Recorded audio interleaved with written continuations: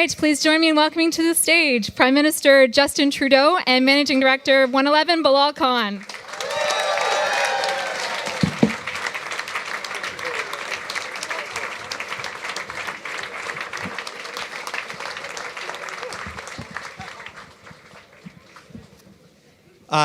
Thank you, everybody, for your patience. Let me tell you why we're maybe a couple of minutes late. The Prime Minister got some demos on the other side.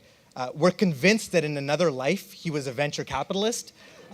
He had so many questions. He was right on point with some of these things, and he really wanted to understand what was going on. I thought that was incredible. Ladies and gentlemen, the Right Honourable Justin Trudeau.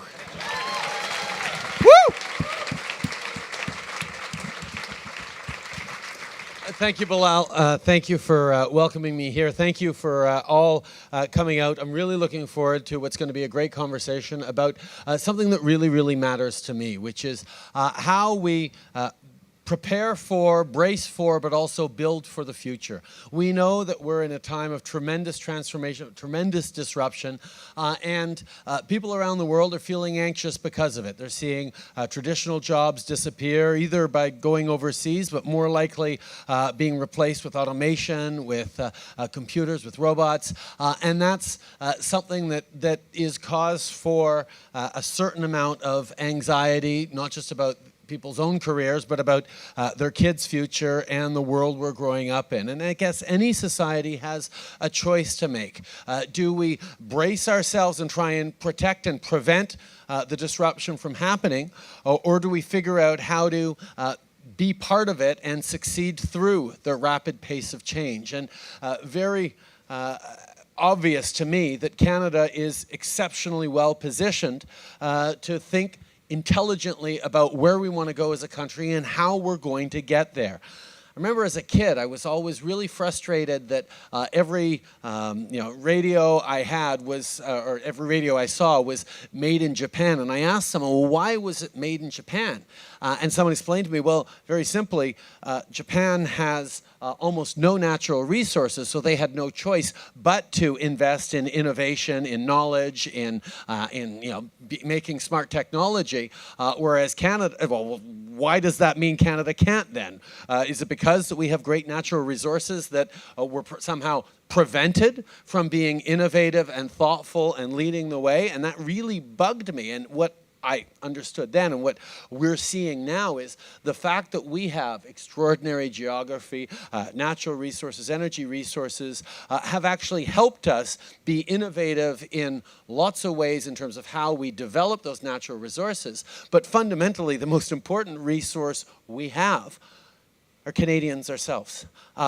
People who came here over generations from every corner of the world, who've understood that we are much better off pulling together and figuring things out than fighting with each other, understanding that resilient, creative communities come through diversity, and that mirroring that in our approach to business, to innovation, to success, to community, is actually at the heart of our success. This is something that matters not just for Canada, but for the world.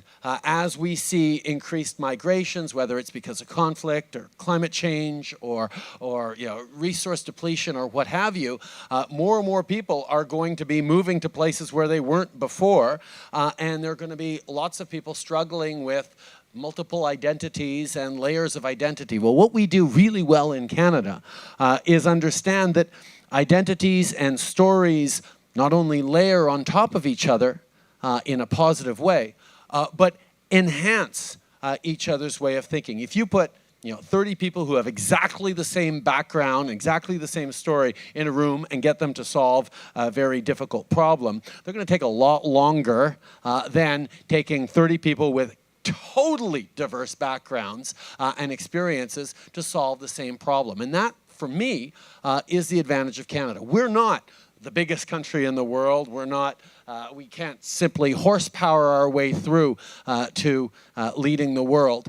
We have to do it by getting the very best out of our communities, out of our individuals, out of everything we do, like our companies and our startups. And that's the focus that I've been so excited about over the past year and a half as I've taken on more responsibilities for helping us shape our future together. And that's where investing in innovation, not innovation just simply looking at investing in innovative companies, but investing in people as a driver of innovation, whether it's education, skills development, learning, whether it's research, science, technology, whether it's encouraging investments in infrastructure that are going to lead to both high-tech and the low-tech you need to get to the high-tech. I mean, one of the questions today was, how often do people have to go back and forth from KW to Toronto? And wouldn't it be great if we had better transit links between the two places? I see a lot of heads nodding in this room, and that's the reality, that we have to be thoughtful about all the factors that come together into creating our success. And that's very much what this the team that we're building together, all of us, to build a better future is very much focused on. So being here to see the creative, challenging, disruptive thinking going on is extraordinarily exciting to me, because I know that, yes, we do have to manage the transition as we go forward into new ways of doing things, new ways of creating businesses, new ways of creating success. But if we get Canadians thinking thoughtfully, responsibly, and in a positive, ambitious way, not just about how we can build success for ourselves, but because we're Canadians, we're always thinking about how we can build success for our neighbors as well. The one thing we've understood in this country is it's not a zero-sum game. We know that when we do well, our neighbors are likely to do well as well. And that impetus and that emphasis is something I've seen very clearly here at OneEleven, and something I know Bilal has been deeply committed to, and something, quite frankly, I'm always getting from someone who is extraordinarily proud about everything that's going on in this part of the city, this part of the country. My friend Adam Vaughan, who's your local MP, and someone who's been telling me about all sorts of great things going on here as well, and thinking very seriously about looking at a crowd like this, seeing a lot of young faces who are exciting and busy in startups. How do we make sure that when comes time to start a family and actually build the next phase of your family life, you get to do it still within walking distance of an amazing workplace, an amazing downtown core like this? And those questions are ones that maybe not a lot of people in this room are directly thinking about, but I know some are. But those are the kinds of questions that governments should be very much thinking about, so that we can create an environment, an ecosystem in which you're going to be able to succeed with both quality of life at whatever stage of life you're in, and think about how we're building a better future altogether.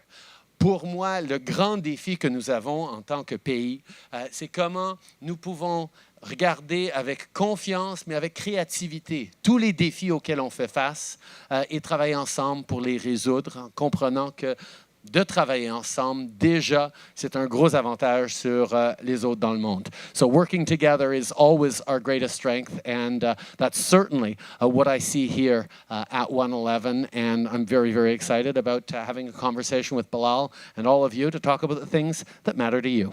Merci beaucoup. Incredible, incredible.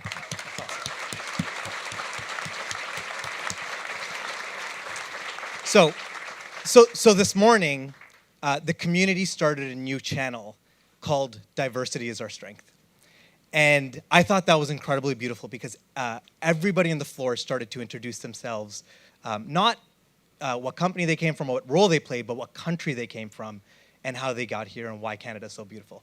Now, of course, in a very Canadian way, that turned into restaurant recommendations, and everyone's like, okay, you're from Portugal, what's the best Portuguese restaurant? And so we've got this great database now, it's fantastic. Prime Minister, I want to kind of frame this conversation a little bit. We're at a Scaleup innovation hub. This ecosystem has evolved over the last 10 years. We've gone from how do we get young people, how do we get people to think about, not going into the traditional paths and starting a company, to we've now got repeat entrepreneurs. We've got kind of third, fourth wave of entrepreneurs that are willing to go big, are willing to kind of really invest in something significant and go global, which is why we think, focus around scaling companies is incredibly important. Every founder in this company and their teams are thinking about really 3 key verticals as it relates to scaling any single company: access to capital, access to talent, and access to customers and revenue.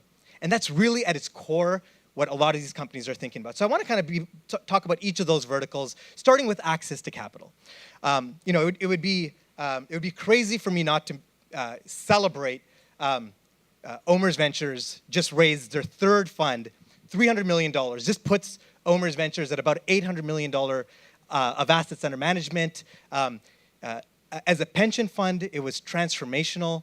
The fact that Omer's took a very small percentage of their entire capital base and used it to invest directly into the innovation ecosystem was transformational for this ecosystem. Suddenly there were deep pools of capital that entrepreneurs here were able to actually get access to. How do we get more of that? I mean, the world is looking to us now. We've got world-class pension funds. Those pension funds, much like your brilliant move recently to build an infrastructure bank, was really around how do we leverage what we have here to bring in foreign capital? How do we do that on the innovation side of things? Well, I think one of the first things to recognize is, even before we get into the 3 verticals that you want to talk about, is the challenge that we've faced in Canada. We've always had brilliant entrepreneurs, great startups, great ideas who've launched great things, and then they reach this moment where some big American company usually is willing to offer them $100 million or whatever it is, buy them out, and take the company south to Silicon Valley, and that's it. And that's been the story of so many companies in this country, of so many brilliant minds that have been poached by south of the border over so many years. That question is not, how can we create great innovative solutions? Because we've always done that. We did that in our contributions to NASA over many decades. We've always had top quality problem solvers and engineers in Canada. We just haven't had the ecosystem in Canada or the confidence or the capacity to actually do anything more than be sort of a branch economy of the bigger economy that is immediately to our south and that is just so able to absorb so much great talent. So we've had to, and we struggled over the past while to say, okay, how do we create Canadian platforms? How do we make sure that we're actually driving that success right now? And you've obviously identified sort of 3 of the big elements, and of the 3 of them, I don't think capital or access to capital is a particularly huge challenge. There is lots of capital out there. The challenge is drawing it in the right ways to be able to create homegrown success here at Canada and and allow it to scale up. And part of that is Canadians haven't always been great at tooting our own horn, and we're also extraordinarily adaptable. Canadians do well when you plonk them down in London or Paris, when you move them to California, when they're in New York City, when they're in Singapore or Dubai. Canadians do well. So it's always been very easy to sort of pull great Canadians out there around the world. We have 3 or 4 million Canadians living and working everywhere around the world. It's a great strength of ours. But we need to start doing a better job of tooting our own horn and drawing capital in here to Canada and creating and recognizing the extraordinary ecosystem that we have here that we haven't done a good enough job of selling. I mean, one of the things that I've seen over the past year or so is there is an interest and excitement in Canada on the world stage, and a lot of it seems to center around sort of the political dynamics, and I'm happy to point that out. But it's much more for me a reflection of what Canada's been quietly doing and succeeding at for many, many years. It's the extraordinary work that Canadians have been doing. So when I talk to global investors, whether it's convincing a company like Thomson Reuters to come home to Toronto, whether it's getting GE GE to invest in Welland, whether it's to getting a big auto company like GM to invest engineers in Markham for self-driving cars and the new wave of technologies. The conversations we have is, what is global capital looking for now? One of the things they're looking for is stability for the long term. And when you see the challenges in developing economies, the risks associated with many of them, when you look at some of the political challenges, whether it's openness to diversity and immigration, or whether it's just reflecting what countries have great economic stability, fiscal stability, social stability, political stability, a resilience to climate change, a modern approach to values-based ambition that Canadians do so well. Canada suddenly becomes a very, very interesting place. Add on to it access to markets, which I know you're going to talk about later, but south of the United States, across the Atlantic to Europe, especially with the new free trade deal we've signed, the deep ties with Asia that are growing and building on. There is really an exciting moment for Canada right now that, for me, it's just all about getting people to notice, getting people to want to be part of, instead of wanting to suck away from. It's not like, oh, we found this great engineer, but he's stuck in Canada. Let's save him by bringing him down to Silicon Valley. Instead, it's like, oh my God, we found a great group of young engineers. Let's send people to join her. Let's send people to capture some of the exciting things that are going on in Canada right now. And I think we're reaching that critical mass. There's still lots of challenges out there and access to capital. But I think we've reached a moment where the world is really noticing us. Not because of me, but because of you. I think you're doing a great job as an ambassador. You teed this up really nicely for kind of some of the talent conversations that are happening out there. We talk a lot about bringing talent here, and I think we're doing an incredible job, and the world is now, we've opened our doors to the world, and people are coming in droves. But what I want to talk a little bit about is the talent issue, and you talked about it briefly in terms of the brain drain. And this idea, not just about the talent, but really specifically tied to the intellectual property. And how do we ensure that, there's this raging debate right now, a big multinational from the US just came into Toronto, set up a lab, and got one of our top professors to run that lab. And so what happens with that intellectual property? How do we ensure that we keep it here and that we continue to kind of prosper from it, especially when we think about the implications of that 15, 20, 50 years out versus kind of some of the short-term implications of just creating jobs in the short term? Yeah, it's a question that we cannot answer with the old models. That's the problem. I mean, so much of patent law and intellectual property was based around very physical items that you could prevent if you were creating them or controlling it in Canada. There was no way someone was going to take advantage of it in Brazil. There was an ability to control production and product in a way that just doesn't make sense the same way anymore. So I'm just the schlep who runs the country. I don't profess to know everything about how we need to create the solutions, but I do know we need to find a new balance. We need to find a way of valuing the extraordinary work that creators do, making sure that others have access to being able to draw and leapfrog and build upon the great work of creators. We need to make sure that there are rewards for people taking the risks around innovation and investing the significant amounts of money in talent and sometimes in infrastructure that's going to lead to these breakthroughs, while at the same time understanding that sharing knowledge is an exponential multiplier of creating solutions.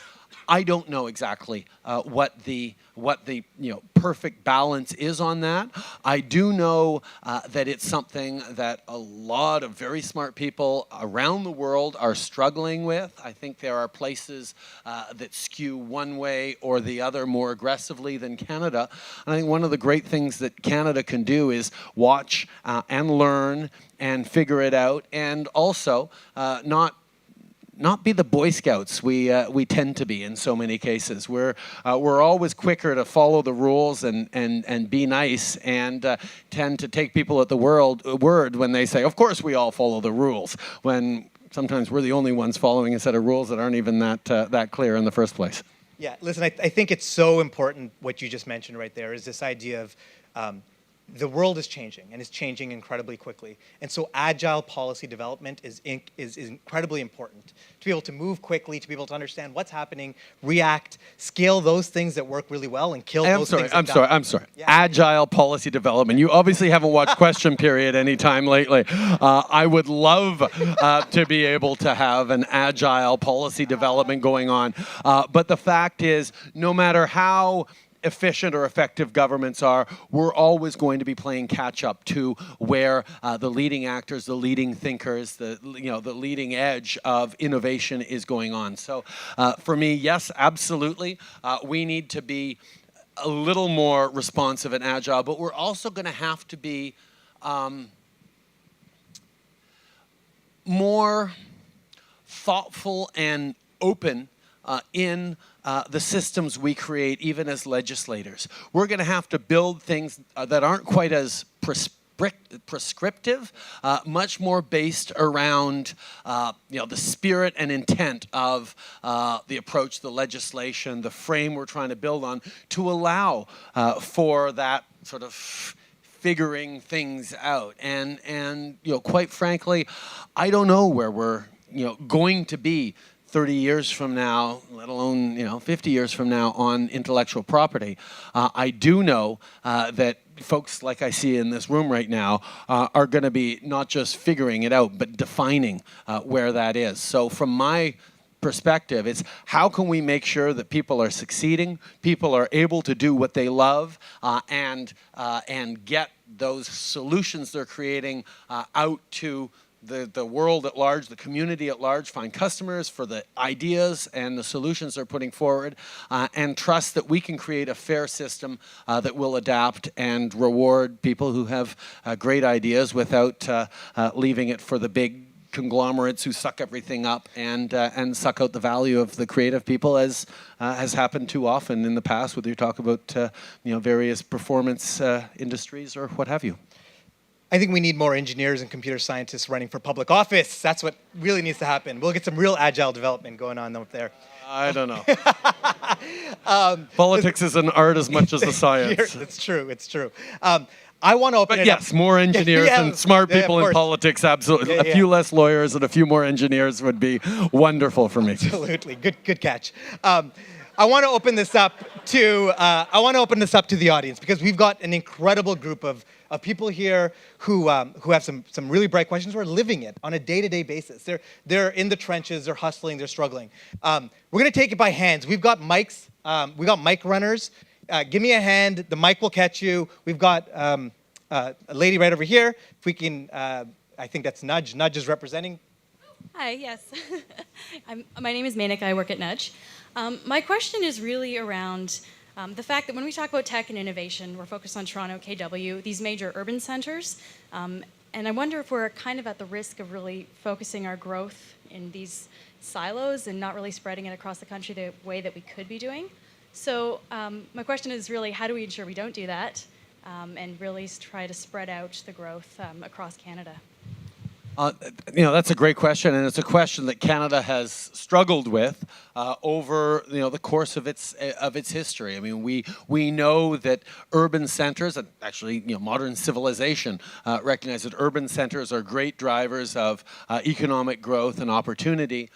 But that we depend and we rely on in Canada, we're certainly defined by the scale and scope of our geography, and we cannot leave aside our smaller communities.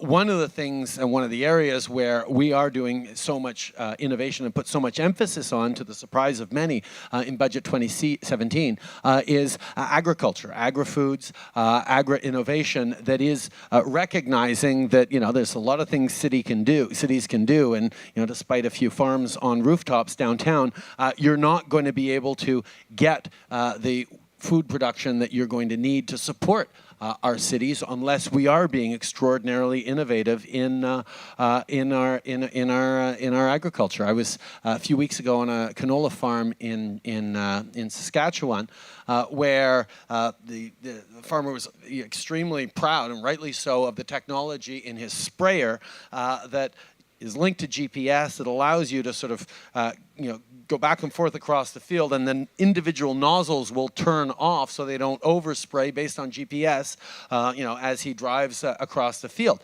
which is great. But then he pointed out, yes, we've got the GPS, which is satellite-based, but a lot of our, cutting-edge technology is actually mobile-based and cell-based. So we need more cell towers out here. And of course, I'm looking around, and there's like one house over there and one house way over there, and there's just not the density you'd imagine as being important for cell signals. And we were dropping on our smartphones. But how we think about making sure that the entire country is properly connected is really important. I remember a story of a young man I met in the Gaspé who was saying that he was working for a video game company. I'm like, that's great. He says, well, yes, actually, I went to high school here in my town. I went to college down the road. I went to university in Quebec City, and then I got hired by a big Disney-affiliated gaming company in Montreal. I'm like, okay, that's sort of a standard story of the move from a rural space to an urban space. And he said, yes, but then after 2 years with them, they've allowed me to move back home, and I now do all my design and programming from the family farm here in rural Gaspé. And that's great, except we know what's going to happen in a few years of, no matter how connected he is through technology to the rest of the community, not having the kind of clustering that you're facing here, where you're challenged over the cafeteria by someone in a completely different area who is pushing you in this way or that way, not having the dynamic environment to be able to think differently about things, not having the diversity of views and perspectives is going to be, just because there's not that many views and perspectives around, is going to be a challenge. So we have to figure out how to get that balance right and understand that people are going to move here and there, that you generate success in our cities, and yes, it will have impacts and trickle down out and spread out across the country, but can we also create microclusters in smaller communities? Moncton has become a hub for a particular level of innovation around cyber security. There are little communities that are doing extraordinary things, and how we think about geography being less and less of a barrier and more incidental to people's success is, I think, the trend line we need to move on, because people are looking for a quality of life that sometimes you can get in the center of a great city with all the great restaurants, as you point out, around you, but sometimes you get it when you're in the woods with a beautiful quiet lake and no rush hour to deal with one way or another. And getting that balance right is something I think all Canadians are conscious of trying to figure out. Great. How about someone on this side over here? We can, why don't we go right to Hockey Stick over here? Raymond? Hi, Raymond Look, founder of Hockey Stick. We were very proud a couple of weeks ago to announce a national scale-up data platform with partnership with the Lazaridis Institute. Minister Chagar was there to make the announcement. My question is about people. You mentioned that Canada is a place that people want to go. I think it's great. And we tend to focus in the tech community about the startup visa, skilled workers, engineers, but what about their families? What is your position on helping those entrepreneurs and engineers bring their families to Canada? And they're going to be older, some of them will be sick. I keep hearing this phrase about burdens on Canadian society, but also I don't think any of us here could start and run a company without our families. No, listen, Raymond, that's a great question, and it's traditionally been one of the advantages that Canada has had when a high potential individual, an engineer, someone who's has an opportunity to move and is picking between the UK or the US, Canada, Australia, a range of countries that they might want to move to. The fact that Canada was one of those countries that says, yeah, and you can bring your parents and you can bring your your husband right away, and you can bring family with you. Family reunification programs is a big driver of success, and I certainly have always disagreed with the previous government that highlighted that older parents can be a burden on society. We all know how important community is. We all know how important it is to be able to have that support systems, because we're working so incredibly hard. I certainly go through this with the challenge that I face, just balancing work and family in my own life, and it's the story of our generation as well. So recognizing that family reunification is really, really important, we've made more investments in it. But at the same time, there's always going to be a matter of trade-offs to make in terms of immigration. We're going to bring in a certain number of refugees, a certain member of families, a certain number of innovators and economic class. And the overall thing to preserve for me is the collective confidence we have as Canadians in our immigration system. Because where you look at countries that have become fearful and closed off in terms of immigration, it's not necessarily because it wasn't generated by political decision-making. Politicians and populism and nationalism is a response to anxiety that people can no longer create successful immigration systems and paths. So for me, ensuring that, as the story of Canada has been, that successive generations come to this country and rapidly succeed and build success for themselves and their communities is the most precious thing that we have to protect. If there becomes a sense that immigration is no longer contributing to the well-being of our communities, of our economies, then support begins to slip away. So how, and I'm trying to figure out and maximize how many people we can bring in every year to a maximal number and give them the tools and the path to succeed in a reasonably rapid way. I mean, we know that refugees fleeing a war-torn country like Syria are going to take, in some cases, a little longer to succeed than someone just graduating from a university in Mumbai, in many cases. But we need to be able to have that mix that is going to give people paths to success, because we've already figured out one of the huge barriers to immigration around the world, in that a typical Canadian is defined by shared values, not by any single identity. So that advantage we have of recognizing that a typical Canadian can look like anyone from any part of the world is, I mean, we don't give ourselves enough credit for what that actually means in terms of our ability to grow and create diversity as a strength.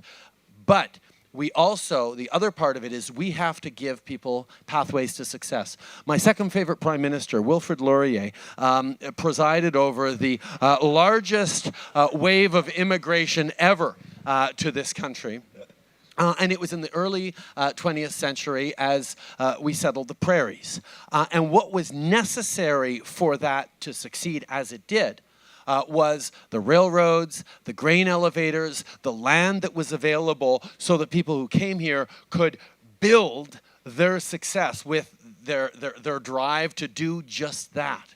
What we have to make sure we're figuring out now in the 21st century, what are the railroads and grain elevators and land of the 21st century? Obviously, it's education, it's language acquisition, it's STEM abilities, it's openness to the values that define and drive Canadian society, openness, willingness to work hard, desire to be there for each other, compassion, generosity, a search for justice, for opportunities for all. These are the things that we have going for us in immigration, and those are the things we're going to keep building on. Absolutely.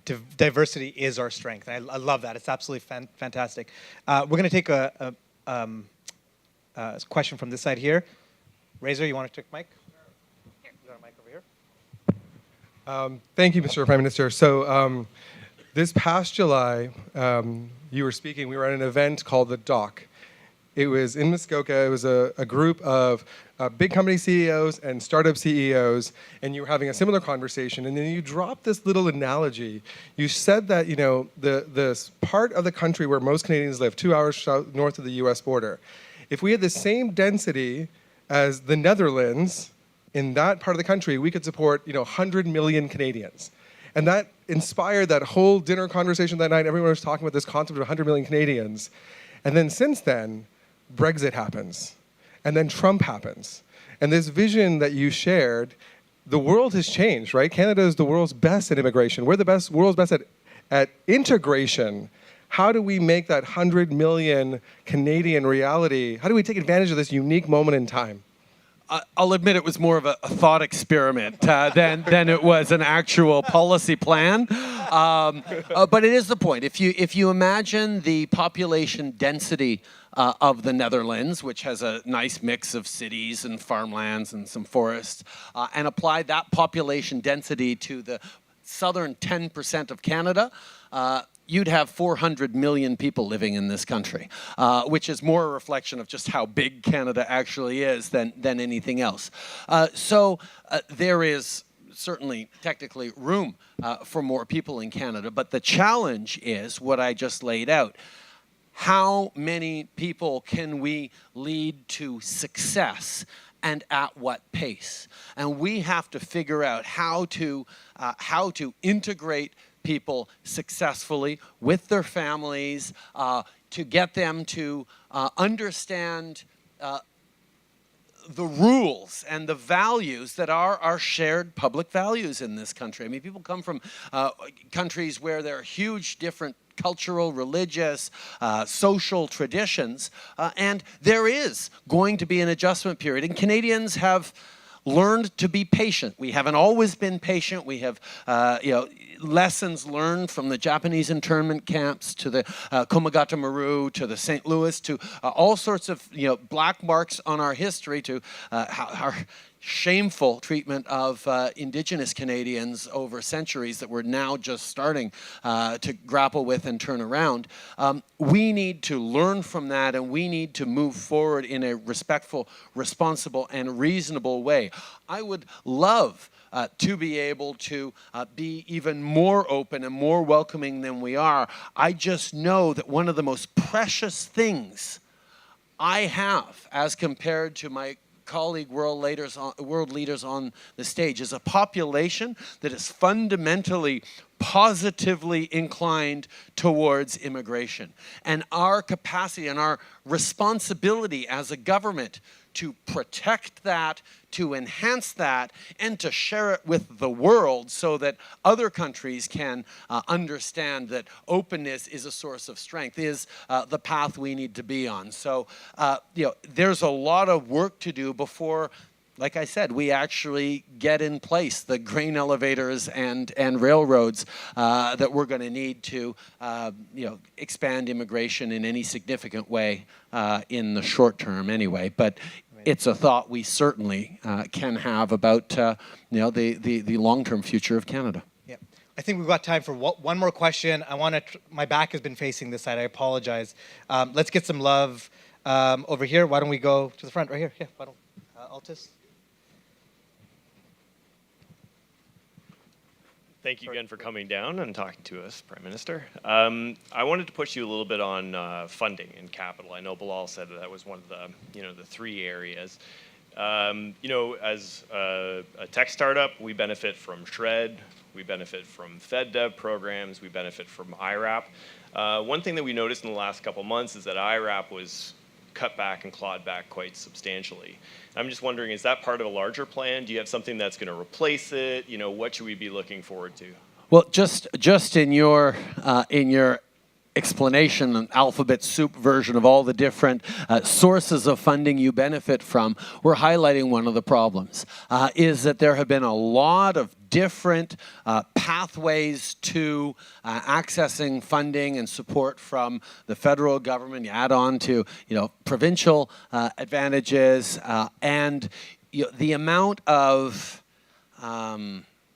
overlap or gaps that are created with a sort of a very complex universe of support and funding is a real challenge. It rewards people who are very good and clever at working through political systems and structures, when I would like to think that most of the employees in a startup are focusing on how to create that better mousetrap they're building, rather than how do you navigate the granting council's requirements for getting through. So one of the things our Minister of Innovation, Navdeep Bains, has been focused on is how do we consolidate? How do we pull things together in a way that is going to make it simpler, that is going to have built into it the kind of flexibility that's going to respond to the real needs that are out there, reward success, not reward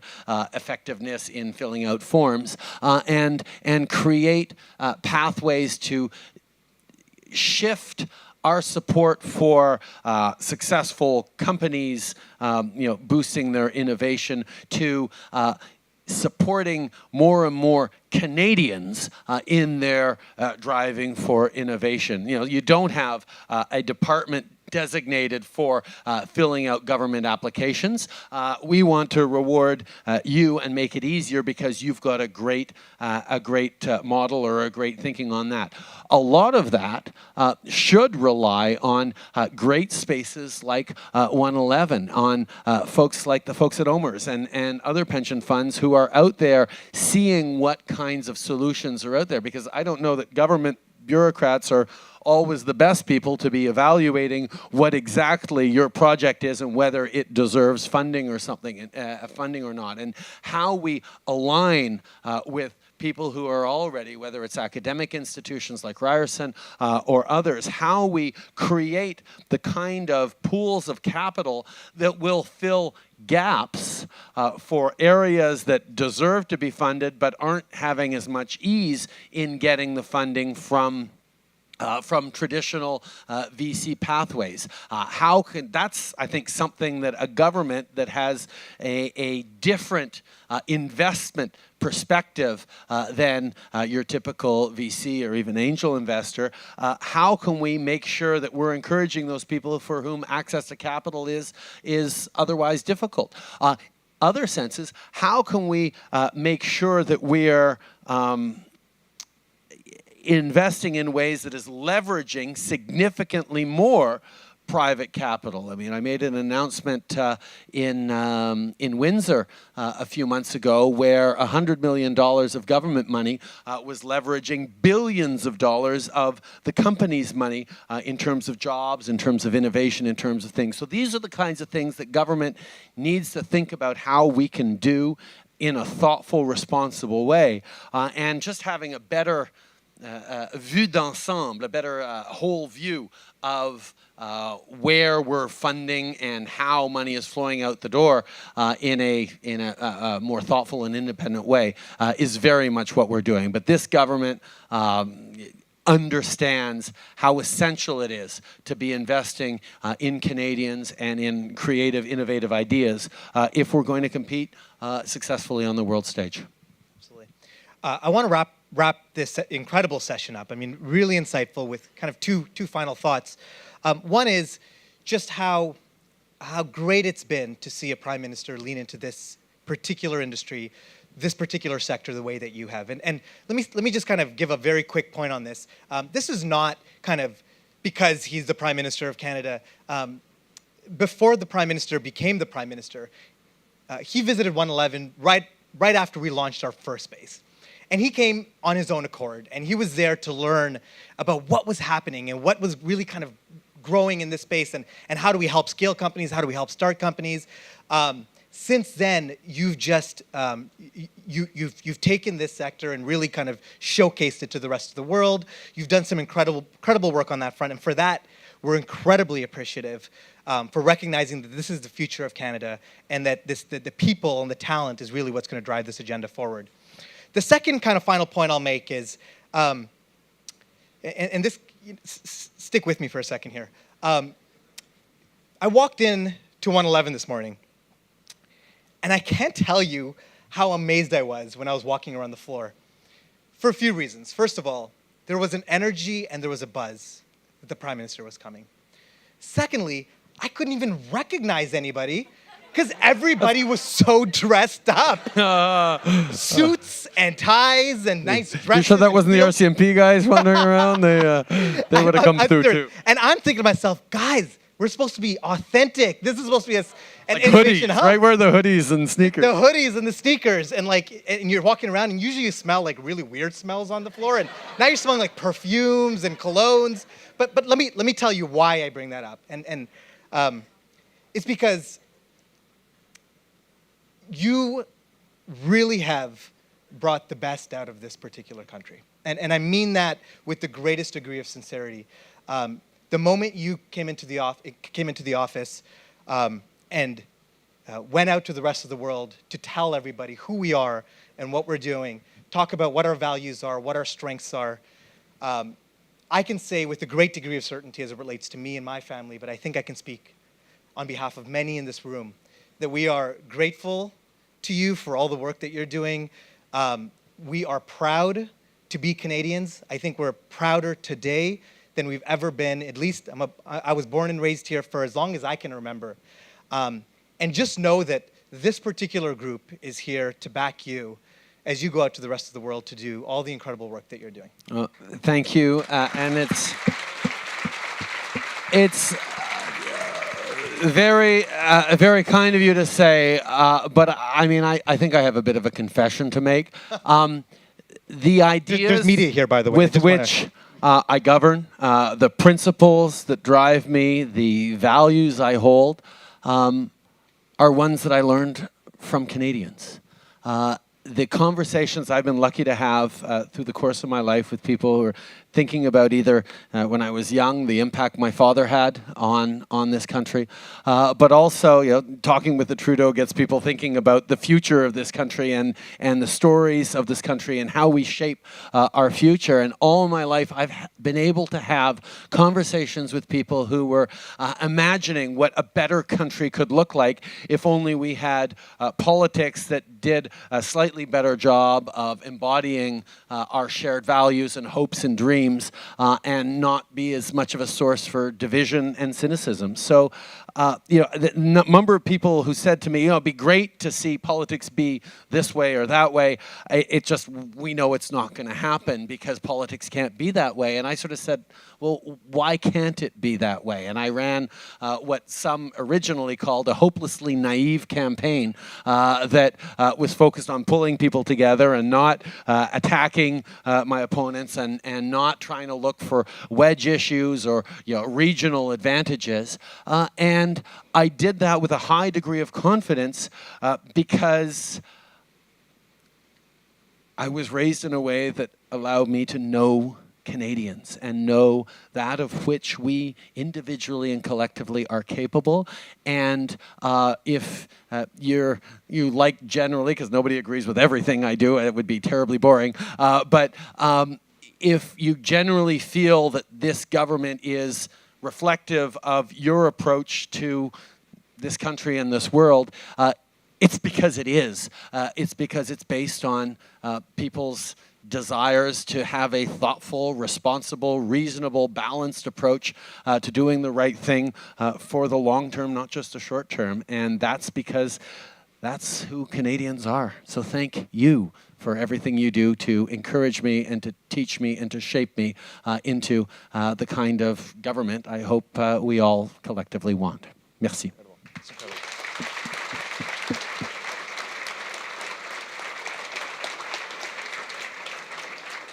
So everybody in this room will appreciate this. For all the work that you're doing, we have a small token of our appreciation. It's a ping pong table. It's a ping pong racket. We've got a really intense ping pong culture at OneEleven, I think within the tech ecosystem here. And we thought that this would just be a small token of our appreciation. We've engraved it with OneEleven so you remember this visit. And we hope to see you again very, very soon. Thank you, Bilal.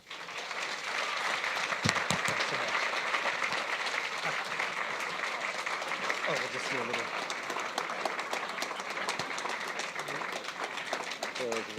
There we go, yeah.